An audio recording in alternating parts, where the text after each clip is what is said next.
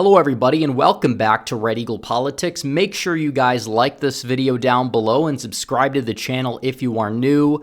So you look at the betting odds today, Donald Trump opening a 50-point lead over Joe Biden. Joe Biden, the sitting president, the incumbent president, has just a 16% chance at re-election. And we are, 3-4 months away from the election.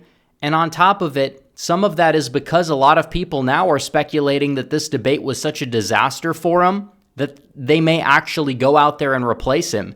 And now you're starting to see some politicians jump on the bandwagon, and it's not looking good for Biden. Yes, betting odds are not definitive. They're not the best indicator.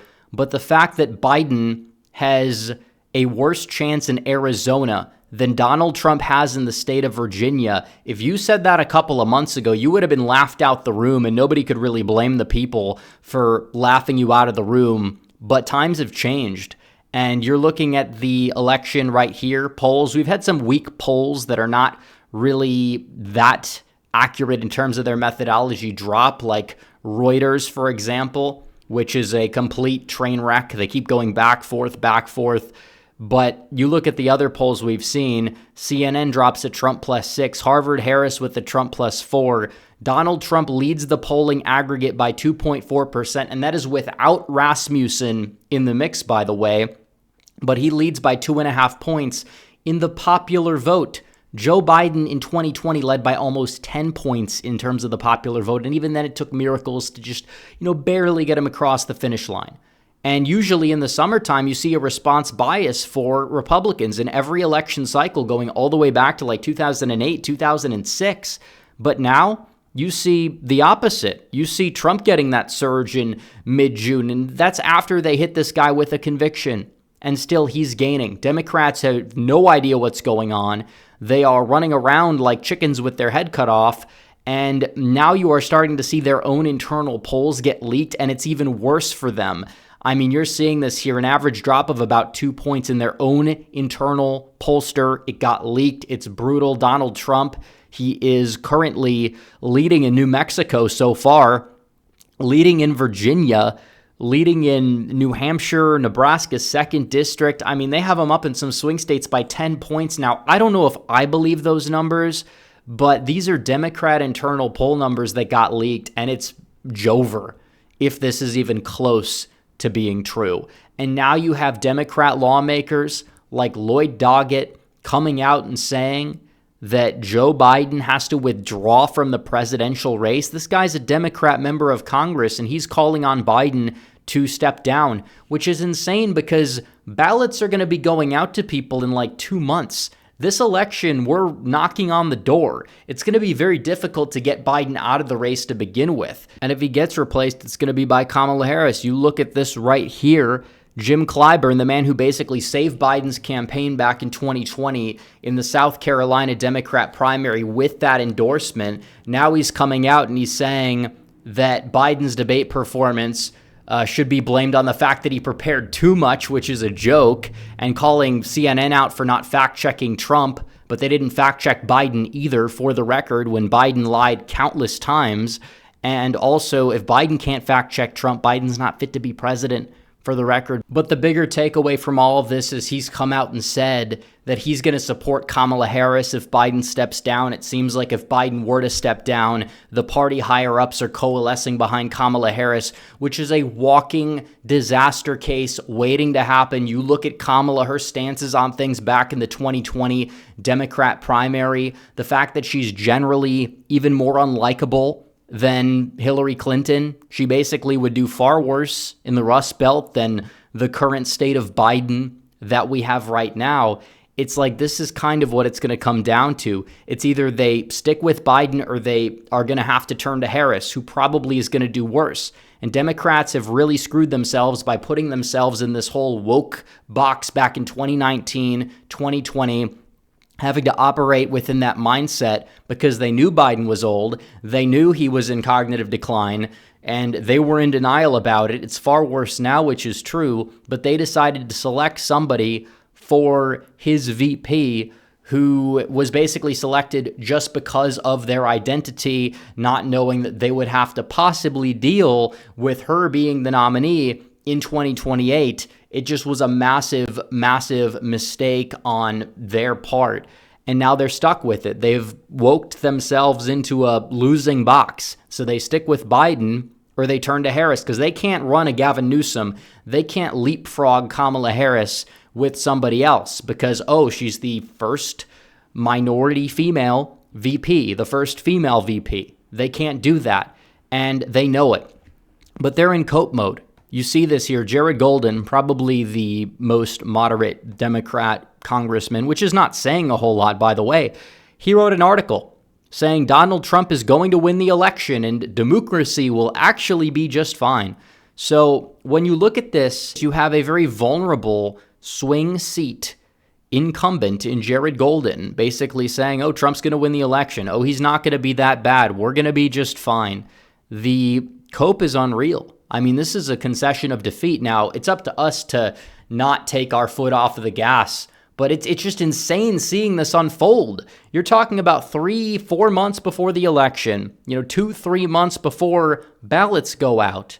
In many states, early voting starting in about 3 months. In many states, many key swing states, and you are seeing some high-ranking Democrats just basically giving up. I mean, this is insanity, especially against Donald Trump. So who knows if they're going to replace Biden or not? It's probably going to have to be with Harris, but this is just something else. And Trump just keeps stacking up victories. You see what happens here. Trump with $45 million more cash on hand than Joe Biden. With 4 months to go. It was the opposite last time. Trump was the early leader in the fundraising. Then Biden saw a big surge up. Now, Donald Trump in Q2, he significantly outraised Biden in Q2. And that's how the media is framing it. Instead of, oh, Biden raised slightly more than Trump in June, which is technically true, they're trying to frame it differently. The media's fed up with Biden, which is pretty funny. Overall, you're seeing this weird shift in the media that we didn't really anticipate to see, which is something that I don't think a lot of people saw coming. They're frustrated. They want Biden replaced. Maybe it's because they genuinely hate Trump, but maybe it's also just because they're genuinely frustrated with this administration and how they've even been deceived. And you're seeing this time and time again. Jake Tapper, one of the moderators of the debate that had a very, very anti-Trump history, was basically just talking to Biden's campaign leadership and just going at him. We could play this clip right here. I mean, he has given fewer press conferences, fewer interviews than any president in modern history, including the previous one, who's now running for re-election. And, this could all be... And the previous one told more lies per sentence than any candidate has ever told on a debate stage. This is not the discussion that we're having. We could certainly, have that conversation. I certainly didn't particularly care for it when President Biden said no U.S. service members had been killed in the previous 4 years. But so that's huge because basically this guy's saying, oh, Trump lied, X, Y, and Z. Jake Tapper, the moderator of the debate, jumped in and said, well, your candidate did too, which is not typical CNN behavior that we've usually seen. So either A, they want Biden out of the way, or B, they're just fed up with Biden's campaign and how dishonest they've been. Because could you imagine in 2020 them coming at Biden like this or trying to even sweep it up for Trump at times like this? I just couldn't imagine it. Something's changing. Something weird is going on at a very minimum. But moving on from things that were said that were not true, I think it is easy to settle this right now by President Biden going to the Brady Press Center, the press file in the White House, and doing a 2-hour press conference. Everybody would cover it live. Networks probably would cover it live. He'd answer all these questions. It's not a crazy thing to expect a president to do, and he handles himself with acuity, aplomb. We all see it was just a fluke. Oh my God, I can't believe it happened, and we move on. The fact that you haven't done that says quite a bit to me. So you're seeing it unfold. The media, Democrats, they're infighting. Donald Trump isn't even saying anything. He's not doing anything. And honestly, it's a good thing because this has become a referendum on Joe Biden. It is not going to be a referendum on Donald Trump like so many Democrats wanted, Trump or no Trump. I've always said it would be a referendum on which presidency was better. But the fact that it's not even that at this point, it's turning into a referendum on Joe Biden and his mental decline, incompetency in general.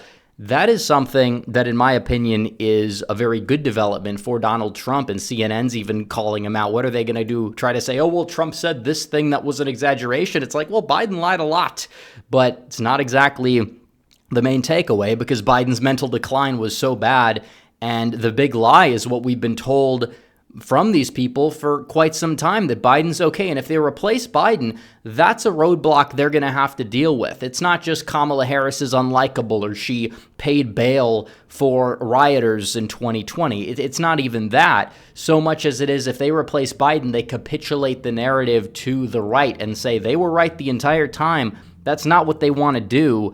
And regardless, they're in a really tough position. But Trump, just like I said, he's stacking wins. His sentencing in New York, it got delayed. It was going to be right before the RNC. Now it's delayed until September 18th.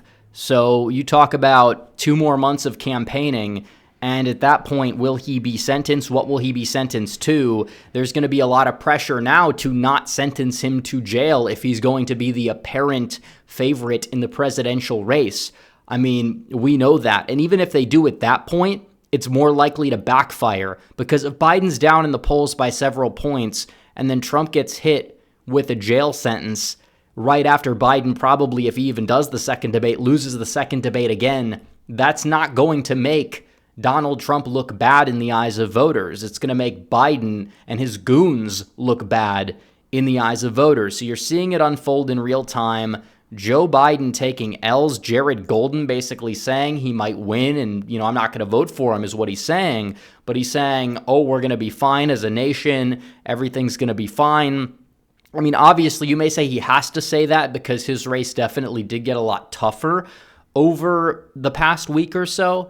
But still, the fact that you have so many Democrats that are now jumping to say Biden should be replaced, it's not looking good. And they would have to mount a campaign basically from scratch, even if it is Kamala Harris.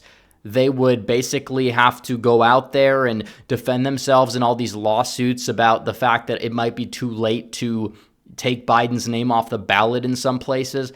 I mean, folks, it's a big disaster that the Democrats got themselves into, and they're just fighting each other instead of fighting Trump, and we're 4 months away from the election. And this is not a position that any political party should ever want to be in. And Donald Trump is just sitting there kicking his feet back up on the table. This election's not over, but he doesn't have to do much. He just needs to sit back there and enjoy the show and then obviously rally when necessary, get out the votes when necessary. That's the RNC's job. But it's incredible. Everything they've thrown at Trump, all the millions of dollars they've spent in ads so far, and they're in the weakest position yet. It's astounding. But anyways, guys, thanks for watching this video. Like this video down below, comment down below, subscribe to the channel, hit the bell for notifications so you never miss another video. Follow me on social media. The links are all in the description down below, and I will see you guys in the next one. Red Eagle, out.